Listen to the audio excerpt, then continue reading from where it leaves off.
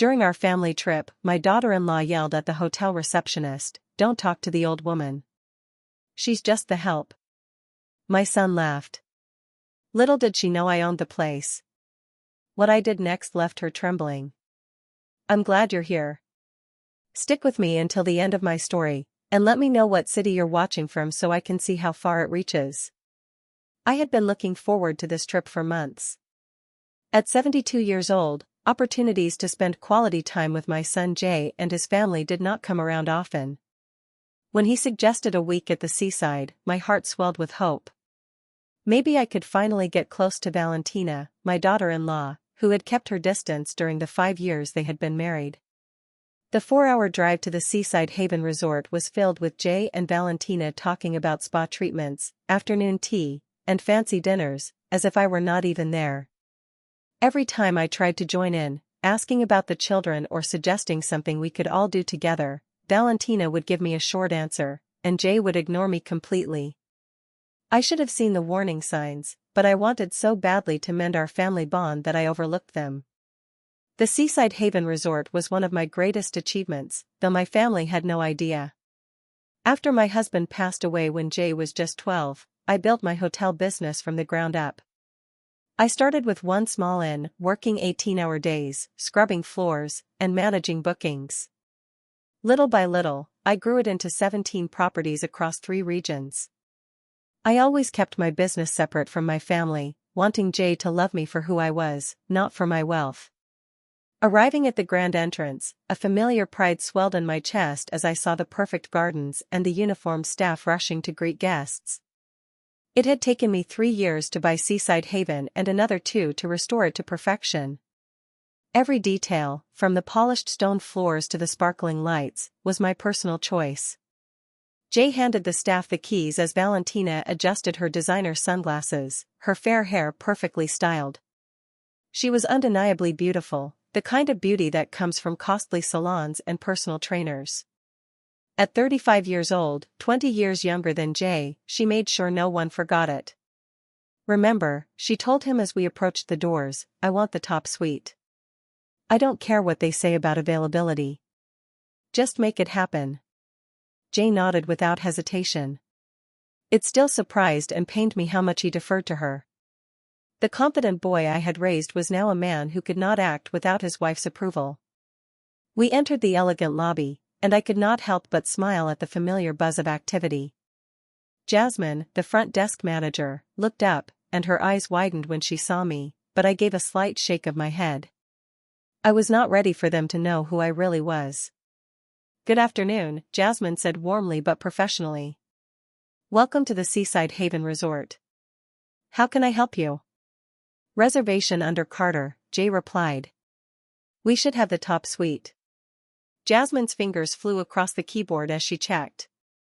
"Here is your reservation, Mr. Carter. It is confirmed for our Seaside Deluxe Suite, but the top suite is booked for your entire stay." I watched Valentina's face harden, her jaw tightening and her eyes glinting with irritation beneath her flawless makeup. "That's unacceptable," she snapped. "Do you know who we are? I specifically requested the top suite when we made this reservation." Jasmine remained calm, though her shoulders tensed slightly. "I apologize for any misunderstanding, Mrs. Carter. The deluxe suite is lovely, and it has a private balcony." "I don't want to hear about some second-rate room," Valentina interrupted, raising her voice enough to make other guests turn and stare. "I want the top suite, and I want it now." I took a step forward, hoping to calm the situation. "Valentina, maybe we could," but before I could finish, she spun on me, her face contorted with fury.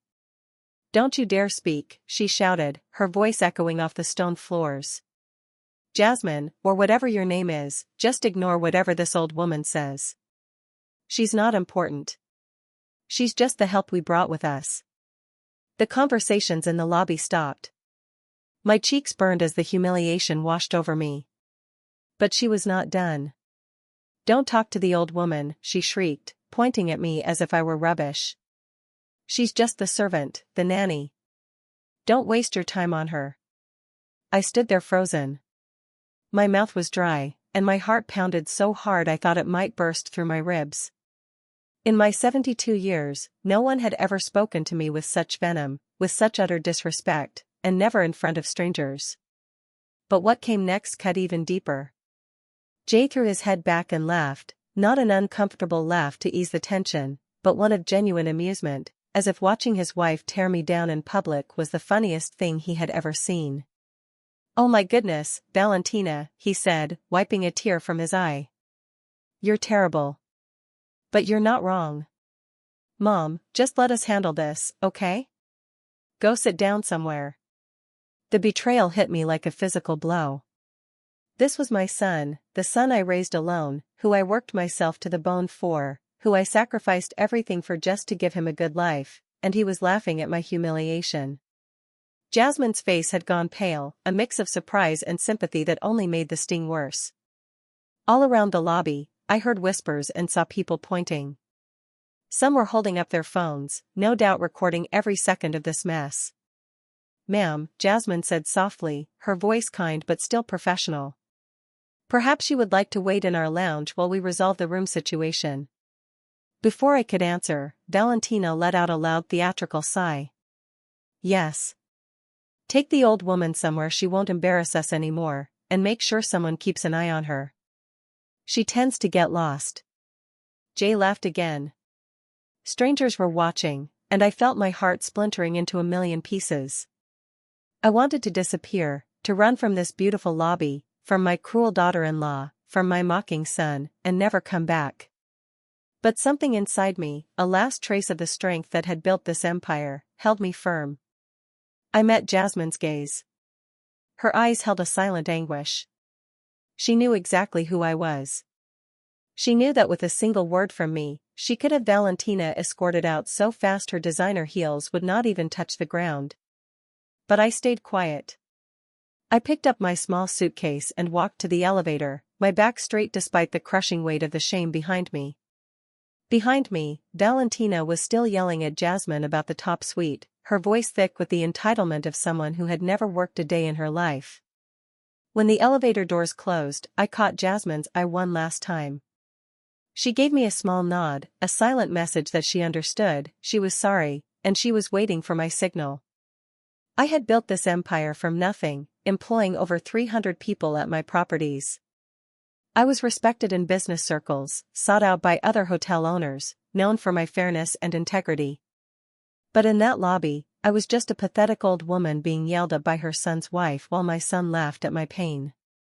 As the elevator rose to the 12th floor, each passing number stirred something inside me. The pain was still sharp and deep, but another feeling began to grow beside it, determination.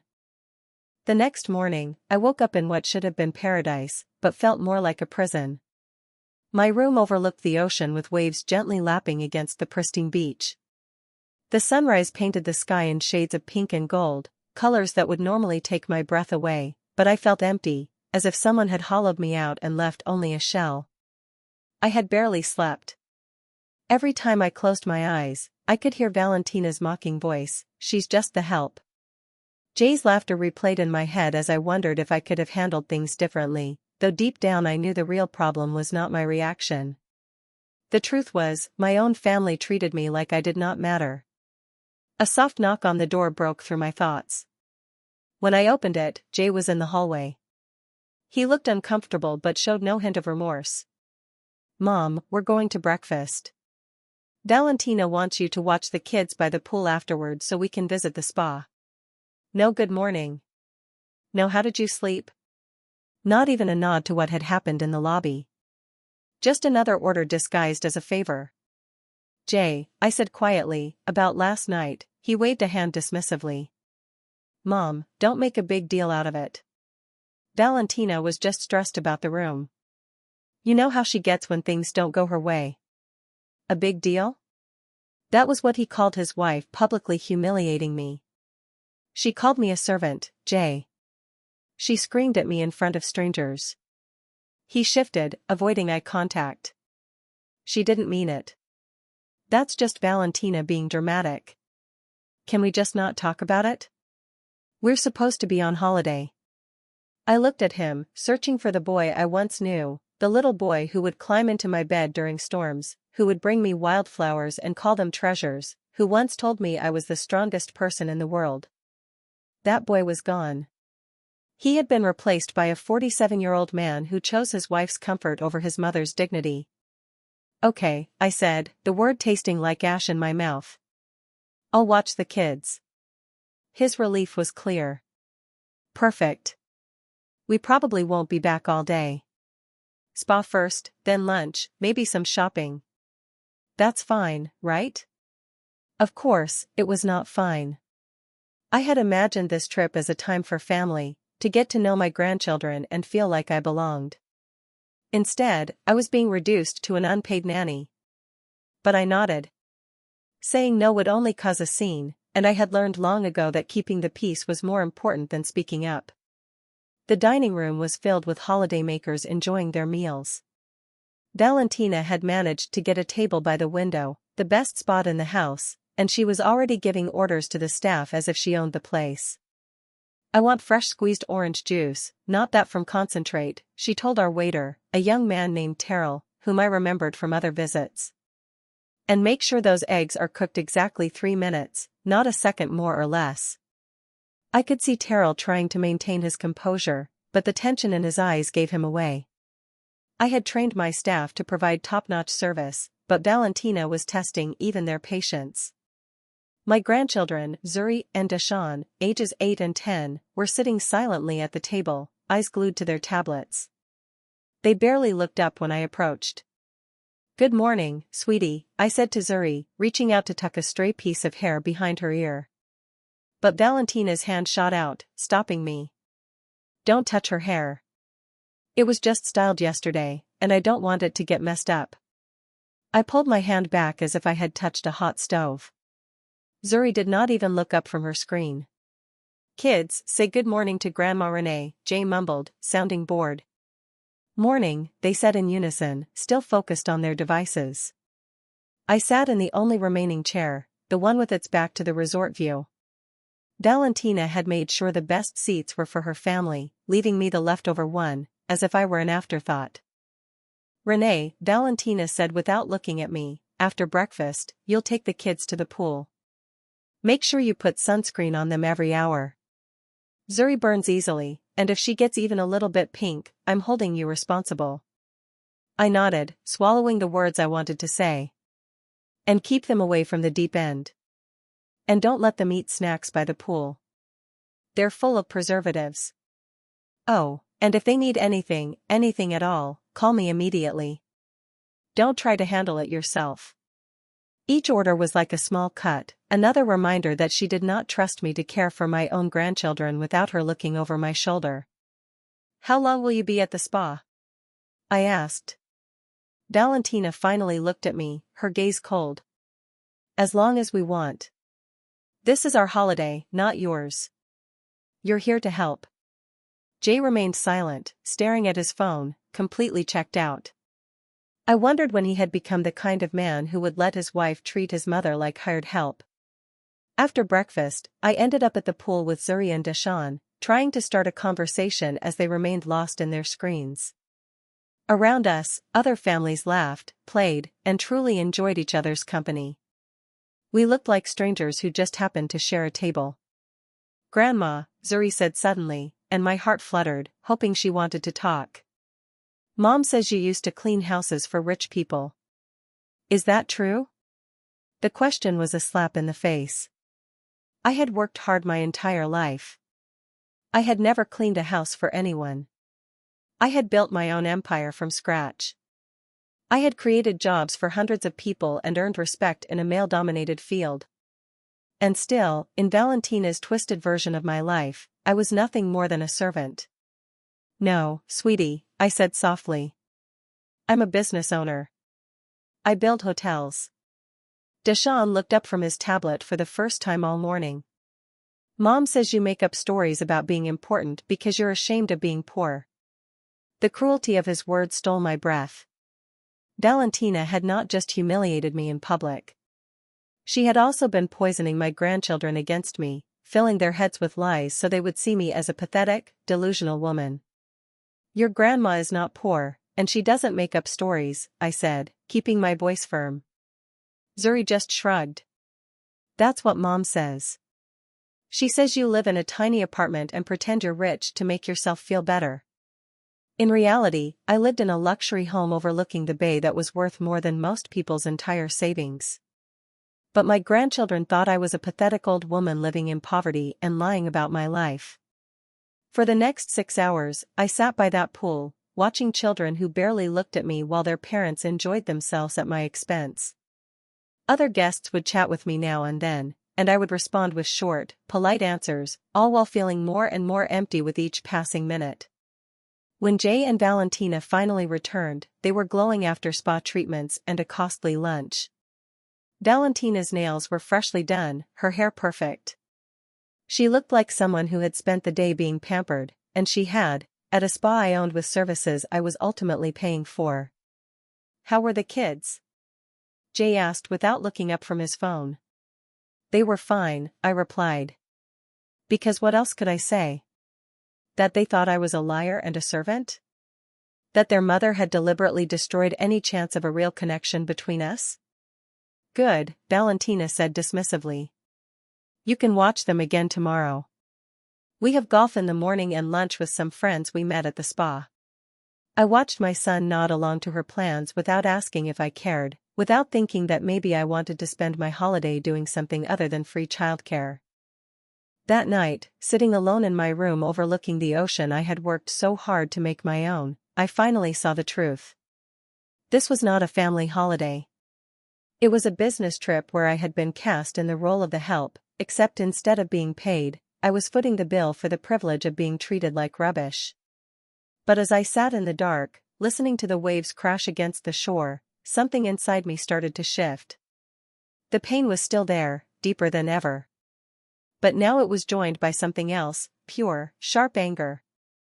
Anger at being taken for granted, at the lies, at being treated like I was nothing when I had built everything. As of tomorrow, I decided, things were going to change. The third day of our holiday started just like the first two, with Valentina dictating my to-do list while Jay sat by, nodding along like a compliant assistant.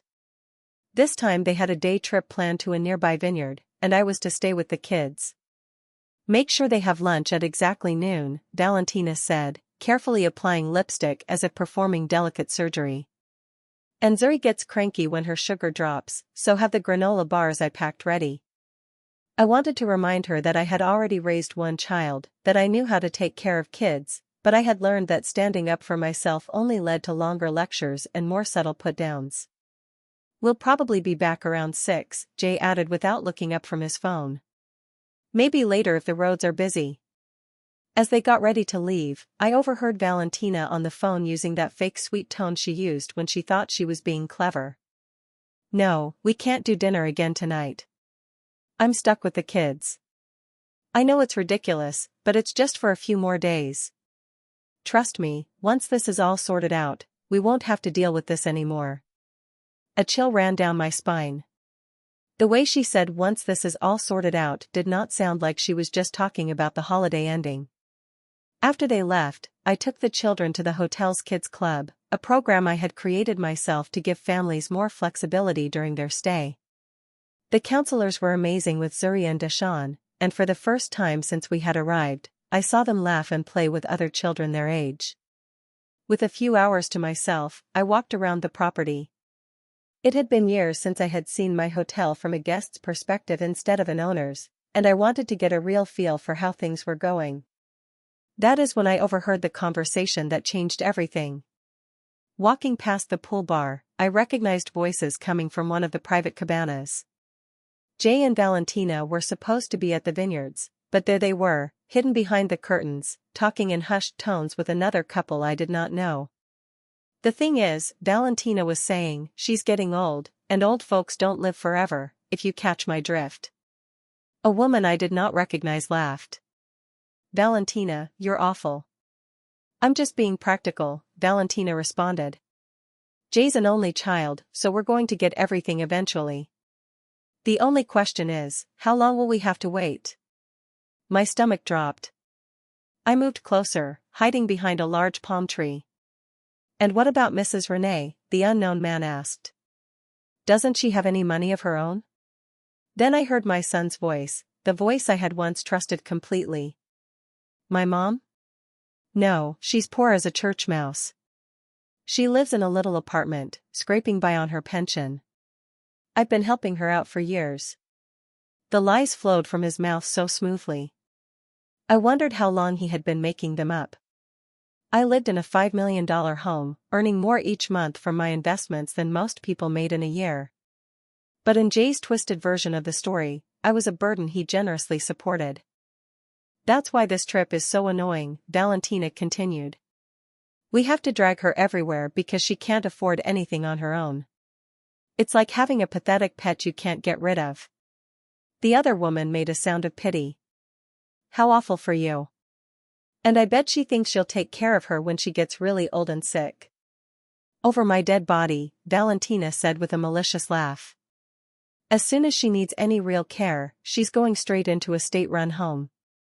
I'm not turning my house into a retirement home for some useless old woman. I leaned against the palm tree to keep my balance. They were not just talking about letting me die naturally. They were planning to get rid of me the moment I became an inconvenience. But Jay's next words were the ones that shattered me. The funny thing is she still thinks she's important, he said, his voice filled with cruel amusement. She tells these crazy stories about owning businesses and being successful. I had been so proud of my accomplishments, so proud of the life I built for my family. But they had turned my hard work into a punchline. I was nothing more than a cash machine, a free babysitter, a pathetic old woman they could not wait to get rid of. I felt a new kind of anger building inside me. It was not the fleeting rage of the night before. It was a cold, hard, unwavering resolve. They thought I was useless. They thought I was a joke. I would show them what this useless old woman could do. I would show them what it meant to disrespect me. I pulled out my phone and dialed Jasmine's number. She answered on the first ring. Ma'am, I'm so glad you called, she said, her voice a mix of relief and concern. Is everything all right? It's fine, Jasmine, I said, my voice steady. I need you to do something for me.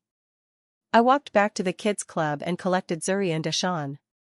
They barely looked up from their screens as I took their hands. Let's go, kids, I said. We're going on an adventure. They looked up at me with tired eyes. Mom said we had to stay here, Deshawn said. Your mom is wrong, I said. Let's go. I took them to the beach, and for the first time I put my phone and wallet down. We built sandcastles. We ran along the water's edge, and I taught them how to find seashells. We laughed, and I told them stories about when their daddy was a little boy. For a moment, it felt like a real family holiday, but the knowledge of what was to come was a weight in my stomach. That evening, Jay and Valentina returned, flushed with sun and wine. They walked into my room, ready to hand off the kids and go to dinner. But I was standing there blocking the door.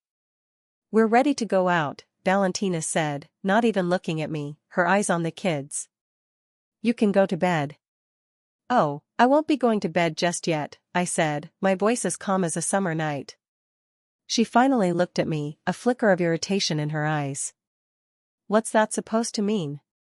It means, I said, that you need to call the front desk and book yourself a different room for the night. You'll be checking out in the morning. Jay and Valentina stared at me, their faces a mask of confusion. What are you talking about, Mom? Jay asked. Don't play dumb, I said. I overheard your little chat at the cabana. I know what you've been saying about me. Valentina's face went from confusion to pure fury. You were eavesdropping on us, she hissed. You have no right. I own this hotel, Valentina, I said, my voice rising with every word. I have every right to do what I want, and what I want is for you to leave. I pulled a document from my purse and handed it to Jay. It was a list of all the financial support I had given him over the years.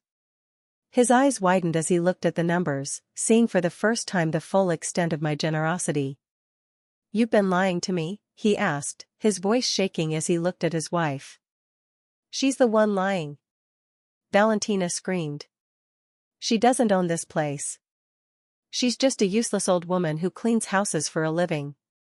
Just then, Jasmine, the front desk manager, came into the room with security. I was told there was a disturbance, she said, her eyes on me, her voice calm and professional. Jasmine, tell her, Valentina shrieked, pointing at me. Tell her she doesn't own this place. Jasmine looked at me, and I gave her a small nod. Mrs. Renee Carter is not only the owner of this hotel, Jasmine said. She is the sole owner of all 17 of the Seaside Haven properties across the regions. She is our founder, our leader, and the reason we are all standing here today. Valentina's face went white. She looked from Jasmine to me, her eyes darting with panic. Jay just stood there speechless, the document in his hand, a testament to the lies he had told. What's the meaning of this? Valentina finally managed to stammer out. It means, I said, my voice full of power and resolve, that you will be checking out in the morning, and you will be paying your own way. Every penny you and your husband have spent on this trip, every spa treatment, every meal, every drink, it will all be billed to your credit card. You can't do this. Valentina yelled. Oh, but I can, I said, a small smile playing on my lips. And I will. I turned to Jay. And as for you, my son, I said, you will no longer be receiving my financial support. The mortgage payments stop. The school tuition stops. You're on your own. Jay's face fell. Mom, please. We can talk about this. There's nothing to talk about, Jay, I said. You made your choice. You chose to laugh at your own mother's humiliation. You chose to lie about me to your children. You made your bed. Now you have to lie in it. He and Valentina looked at each other, their faces filled with a mix of shock and betrayal. They had thought they had me right where they wanted me, but they had underestimated me. They had no idea that the useless old woman they mocked was the one who held all the cards. That night, for the first time in years, I slept soundly. I went to bed knowing I was loved and respected. And every morning, I woke up excited for the day ahead. It took me far too long to learn that being alone is not the same as feeling lonely, and that sometimes the family you choose is stronger than the one you are born into. Jay and Valentina thought they were teaching me a lesson when they shamed me in that hotel lobby. They were right about one thing, I did learn something that week. I learned that I am worth fighting for, even if I have to be the one to do the fighting. And that changed everything. The story we have told is fictional, but inspired by real experiences. The names and places have been changed to protect privacy. We share it not to judge, but in hope that someone listens and pauses to think, how many mothers suffer in silence within their own homes? I am curious, if you were in my place, what would you do? Would you stay silent to keep the peace, or dare to face it all to reclaim your voice? I want to know what you think, because every story is a light that can guide someone else. May blessings always find you.